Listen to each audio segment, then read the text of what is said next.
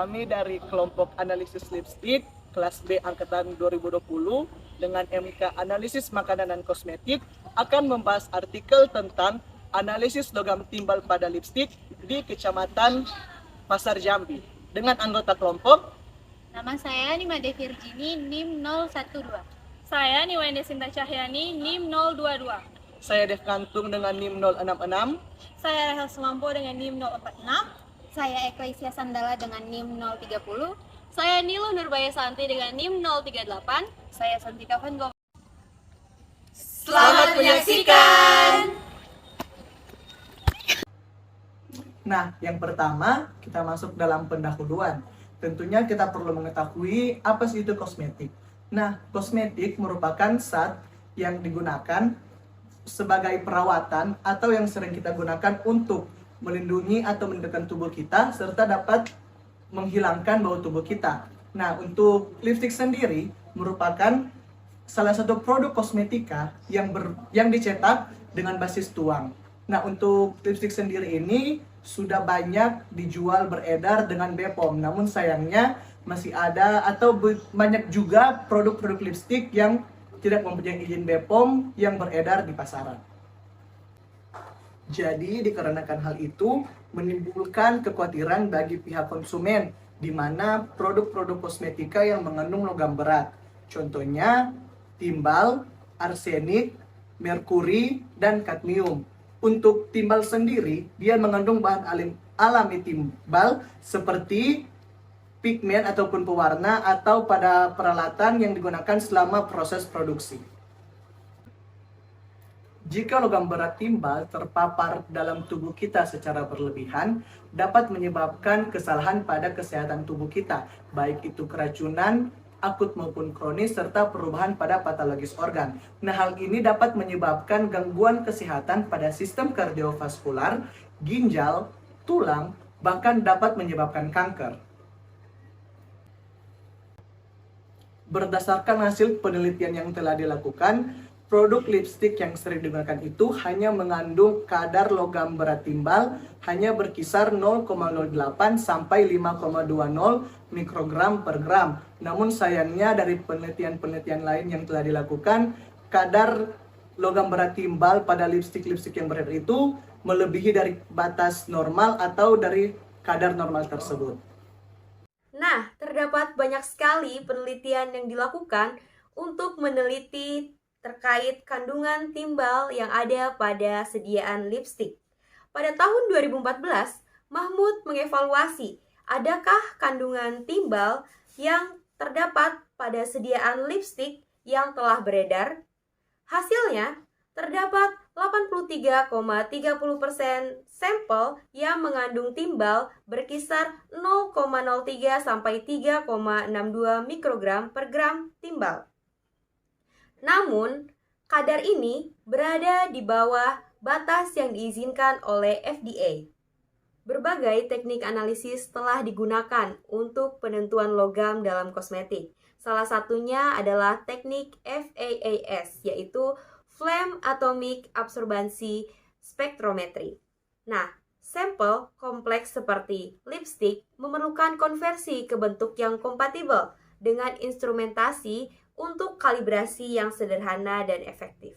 Di Jambi telah banyak beredar lipstik yang memiliki nomor registrasi dari BPOM. Uji pendahuluan yang telah dilakukan oleh peneliti terhadap sampel lipstik didapatkan hasil bahwa sampel tersebut mengandung kation timbal. Komposisi lipstik tersebut mengandung beberapa bahan yang secara alami mengandung logam berat timbal, yaitu beeswax, iron oxidase, dan titanium oxide. Nah, logam berat yang terkandung pada bahan tersebut bisa berasal dari cemaran selama proses pembuatannya.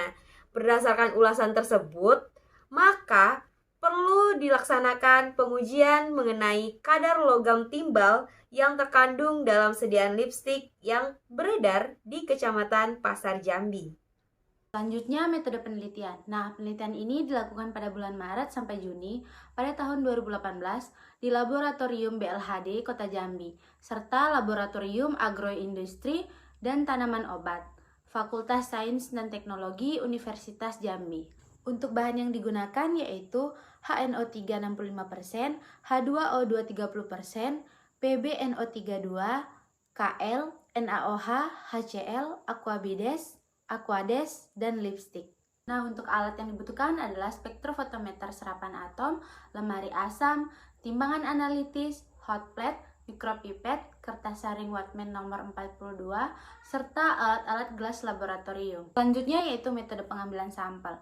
Untuk sampel yang diambil, merek lipstick yang teregistrasi oleh BPOM yang beredar di Kecamatan Pasar Jambi.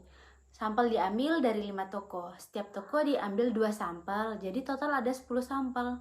Merek yang sama tetapi batch yang berbeda. Teknik yang digunakan adalah teknik purposive sampling. Untuk harganya berkisar antara 10.000 sampai 12.000. Serta memiliki warna yang diminati oleh masyarakat yaitu orange pink. Lipstick tersebut memiliki nomor batch, komposisi, expire date, dan nama produsen. Untuk komposisi lipstiknya seperti pada gambar di samping. Selanjutnya yaitu preparasi sampel. Destruksi basah digunakan untuk preparasi sampel lipstik. Ditimbang masing-masing 1 gram sampel, dimasukkan ke dalam gelas beaker 100 ml, ditambahkan 20 ml HNO3 65%, lalu dipanaskan menggunakan hot plate dengan suhu 100 derajat Celcius. Proses dilakukan hingga hilangnya asap berwarna coklat. Selanjutnya ditambahkan 1 ml H2O2 pekat untuk mempercepat proses oksidasi. Larutan didinginkan terlebih dahulu lalu ditambahkan Aquabides hingga 50 ml. Nah, penyaringan dilakukan dengan kertas saring Whatman nomor 42. Selanjutnya yaitu uji kualitatif kation timbal. Dalam uji ini digunakan 3 reaksi warna yaitu kelarutan Kl, NaOH, dan HCl. Ditambahkan 2-3 tetes larutan reaksi dalam 1 ml larutan sampel. Maka akan terbentuknya endapan kuning Kl dan putih NaOH dan HCl juga berwarna putih. Menunjukkan adanya kation timbal atau Pb12. Selanjutnya yaitu pembuatan larutan induk.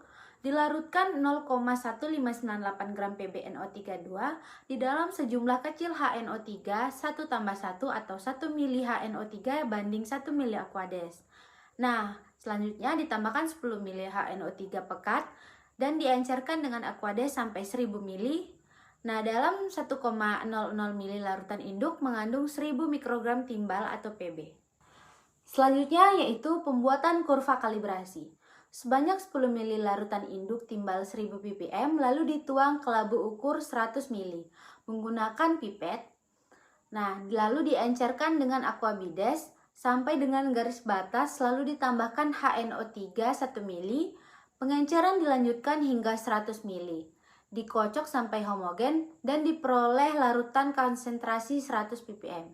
Selanjutnya, larutan konsentrasi 100 ppm diencerkan menjadi 2 ppm, 1,5 ppm, 1 ppm, 0,5 ppm, 0,2 ppm, dan 0 ppm. Kemudian diukur serapannya menggunakan spektrofotometer serapan atom pada panjang gelombang 283,3 nanometer. Selanjutnya ada validasi metode analisis. Yang pertama itu uji linearitas. Analisis regresi menggunakan rumus Y sama dengan A tambah BX. Rumus ini digunakan untuk menghitung koefisien korelasi. Dan untuk keterangannya dapat kita lihat pada gambar ini. Selanjutnya ada uji batas deteksi LOD dan batas kuantitasi LOQ. Perhitungan LOD dan LOQ ini menggunakan persamaan regresi linear dari kurva kalibrasi. Dan untuk rumus dari uji batas ini dapat kita lihat pada gambar berikut ini.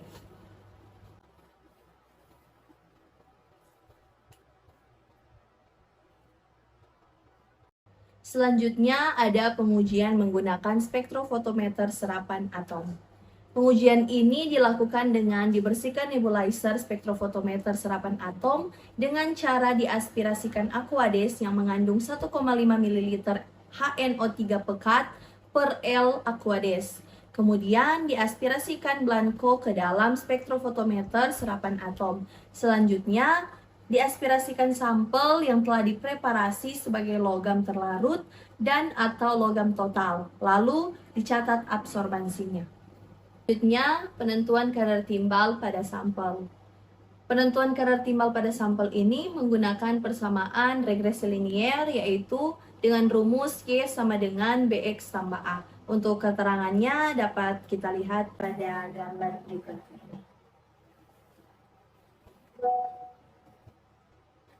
Berdasarkan BPOM RI tahun 2014, perhitungan kadar logam berat timbal yaitu dengan rumus logam PB sama dengan C per B dikali F. Dan untuk keterangannya dapat kita lihat pada gambar ini. Selanjutnya, untuk tahapan terakhir ada analisis data. Untuk analisis data ini menggunakan pengujian secara kualitatif dan kuantitatif. Pengujian secara kualitatif dilakukan dengan menggunakan reaksi warna, serta pengujian secara kuantitatif menggunakan persamaan regresi linier. Penyajian data dilakukan dengan menggunakan tabel, diagram, dan kurva kalibrasi. Baik, saat ini kita akan masuk ke dalam hasil dan pembahasan. Untuk poin yang pertama yaitu preferensi sampel. Analisa suatu unsur logam pada sampel dengan menggunakan spektrofotometer serapan atom digunakan sampel dalam bentuk larutan. Metode destruksi basa umumnya digunakan untuk analisis logam-logam berat beracun yang tidak tahan pemanasan tinggi ataupun mudah menguap.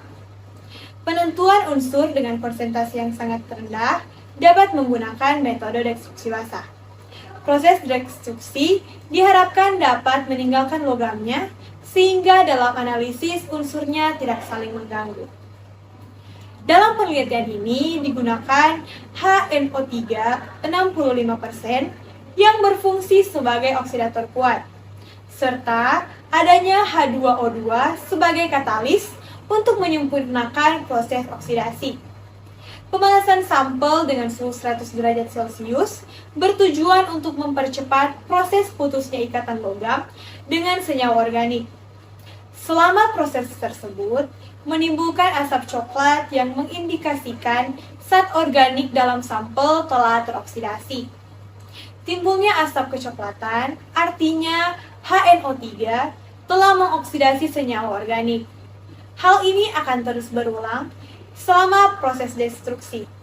Hal ini kemudian akan berakhir setelah semua bahan organik terdekomposisi semua.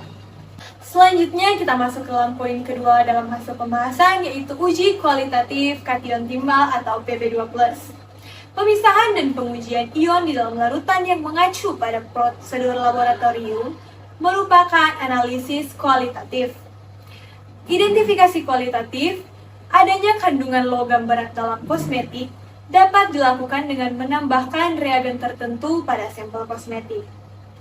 Melalui penambahan ini, sampel yang telah dipreparasi akan memberikan hasil berupa perubahan warna larutan atau reaksi yang menghasilkan endapan dengan warna tertentu.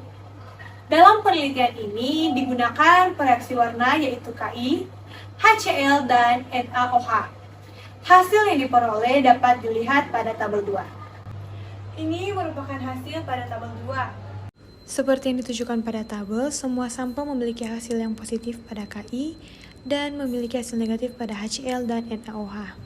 Linearitas merupakan suatu metode untuk memperoleh hasil-hasil uji yang proporsional dengan konsentrasi analit pada kisaran yang diberikan, dan ukuran untuk menentukan seberapa baik kurva kalibrasi yang menghubungkan respons Y dengan konsentrasi X. Berdasarkan hasil yang diperoleh pada gambar yang di samping, nilai koefisien korelasi R yaitu 0,99678, yang dimana nilai tersebut mendekati 1. Hal ini menunjukkan bahwa konsentrasi sampel yang diperoleh dapat dihitung dari nilai absorbansi. Batas deteksi atau LOD adalah jumlah terkecil analit dalam sampel yang dapat dideteksi yang masih memberikan respons signifikan dibandingkan dengan blanko. Sedangkan batas kuantitatif atau LOQ merupakan parameter pada analisis Rennig dan diartikan sebagai kuantitatif terkecil analit dalam sampel yang masih dapat memenuhi kriteria cermat dan seksama. Nah, ada beberapa cara untuk memperoleh nilai LOD dan LOQ, yaitu signal to noise, penentuan blanko, dan kurva kalibrasi. Dalam penelitian ini, nilai LOD dan LOQ yang diperoleh dari logam timbal itu dari perhitungan statistika menggunakan metode kurva kalibrasi. Hasilnya yaitu nilai LOD 0,195 ppm dan LOQ 0,649 ppm. Hal ini menginformasikan bahwa metode tersebut dapat digunakan untuk analisis logam timbal.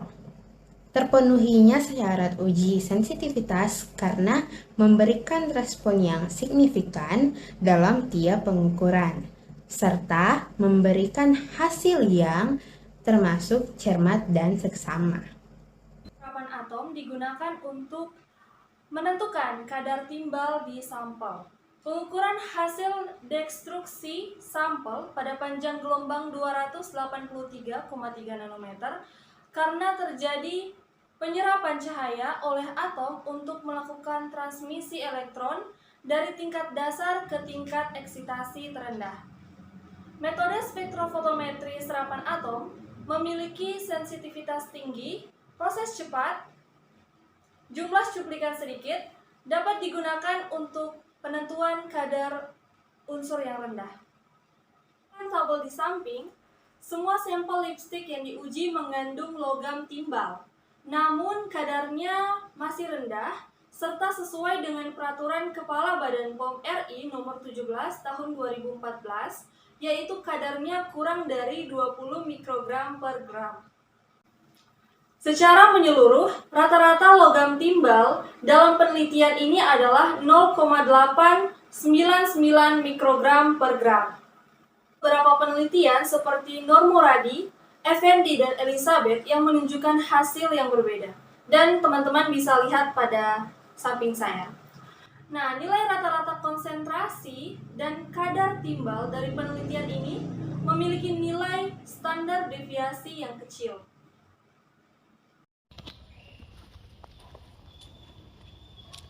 Demikian video pembelajaran kami, kiranya dapat bermanfaat serta boleh menambah wawasan bagi kita semua. Terima kasih. Dadah.